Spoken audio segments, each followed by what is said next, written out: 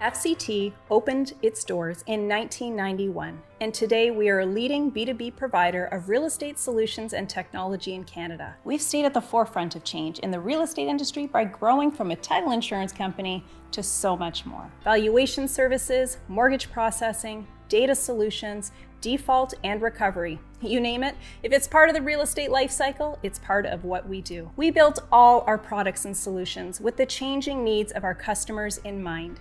Without our customers, FCT would not exist. It's a simple idea, but one we've worked hard to keep sight of since the beginning. While we initially focused on cost efficiency and process improvement, in 2019, we realized that meeting customers' needs with a siloed approach was having the opposite effect. In fact, our customers were having negative experiences with us, and we were losing loyalty, revenue, and market share. We had to take a step back and think differently. Our customers tell us what they need and want through every interaction with us. The key is to harness those insights by going beyond traditional surveys and truly listening. We realized that we weren't equipped to do that. Our VOC program was a decade behind, so that's where our work to become a truly customer-centric organization began. We had only ever focused on our customer service department, but the truth is, every employee plays a critical role in delivering our customer experience. Non-customer facing employees didn't understand how they impacted the customer, and by only focusing on customer service metrics, we were making that problem worse. We had to separate true CX metrics from the operational and service metrics to track our efforts, have accountability, and put the customer at the center of every decision, process, and policy. To implement the VOC program, we had to ensure that we have a good strategy in place. Once we had the strategic plan finalized, we had to find the best vendors out there, the state-of-the-art software that would support our program. And that's where we got one of the softwares on board, where we had to ensure that we could gather customer feedback in the same platform they're in, rather than sending out mass emails. So this is what we did, with our solicited feedback, as I'd like to call it. And then we have the unsolicited feedback, where we're trying to read between the lines as to what exactly the customer is trying to say, but they're not really telling us categorically. And that's where we transcribe all our conversations to find the themes, the trends. So while we have the solicited feedback, we have the unsolicited feedback. And when these two tie back to our database, we're sitting on a gold mine there. It's a gold mine of insights. And it's fabulous because this helps us and the decision makers to see what's going on and fix it at the right time. We define and measure what matters most to our customers by following them, not literally.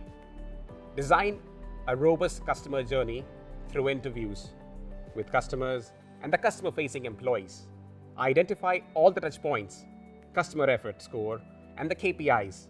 Align them with the organization's strategic goals. We're there. We're able to zero in on the most important metrics by doing so. Now, once we have this all, we tie it back to the secondary data points and we design a one-stop solution, a dashboard that gives us all the insights that everyone in the organization needs.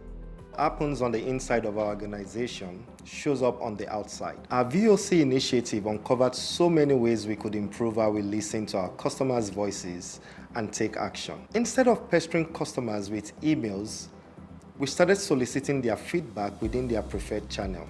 When they take the time to tell us how they feel, that's really meaningful to us and it deserves a response.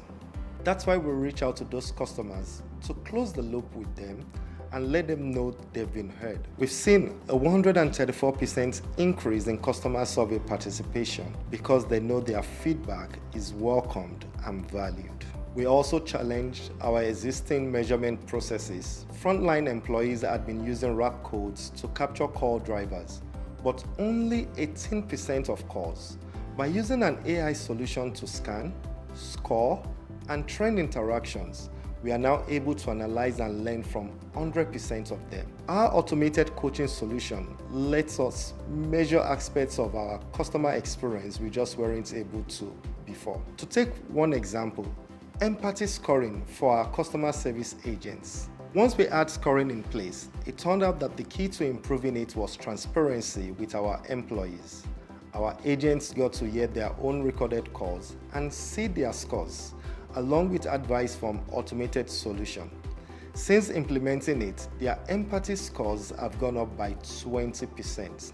When we put ourselves in our customers' shoes and went through our own processes, we were able to experience and address issues with how we did things. Customers were having to go through 5 touch points to resolve issues. We've been able to cut that down to 2, and we are looking to make the process even smoother. Our employee platform lets colleagues post about customer experience opportunities they've noticed and what they've put into action to address them. Since we've started measuring use of the platform, we've seen a 23% increase in CX ideation on it. We make sure the voice of our customers translates to action once it's heard by properly measuring our efforts. We've already seen a 2% reduction in customer churn that we can attribute to our efforts in improving the customer experience. The tools and culture we've built here at FCT will help drive that even lower. The key to making sure the voice of our customer matters is to bring these processes together across our lines of business. It's about changing our frame of mind from focusing on the operation of each area of business to everyone coming together. We're all serving the same customers, so we need to make sure we all serve them in the same way. FCT may have multiple lines of business, but our focus is on having a single great customer experience.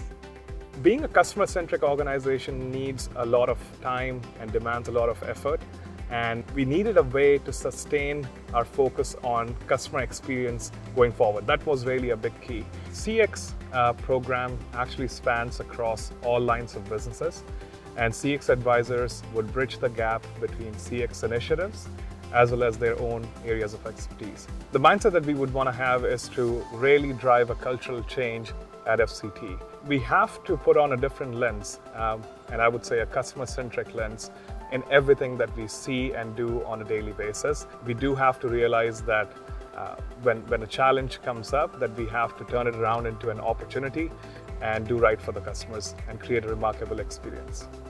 Some of the things that we have done over the last couple of years is actually to create and deliver a customer-centric program for employees, as well as sustain them on an ongoing basis. What does the customer voice mean to me? I think it simply means listening intently to the customers. It also provides us with feedback around their expectations and experiences around the products and services we have at FCT. I've always been one who has a curious mind. I always want to learn about various lines of business at FCT. I really thought that this would give me a chance to do that, as well as give me an opportunity to be a part of a change that I know will last forever at FCT. I was able to contribute quite a bit while we were on a journey to prepare the empathy and customer journey maps for law clerks here. I also think I helped in prioritizing some of the common themes that came out when we did these activities. We did develop a couple of years ago an interactive, in-person customer experience program for the employees here. Then COVID hit, and of course we had to quickly adapt and change the delivery. And I think really coming up with a program, engaging the employees the same way, is something that I would recall as my proudest moment. All our employees follow see, own, and do model. And there are 2 aspects to it. One, at a tactical level, where we notice the customer is in distress, we ensure to minimize the response time. We have automated our ticket management system, and we ensure that someone takes the ownership and resolves it. The other side is the strategic one. With a state-of-the-art software, we mine all our solicited and unsolicited feedback. The stakeholders closely monitor the themes and trends.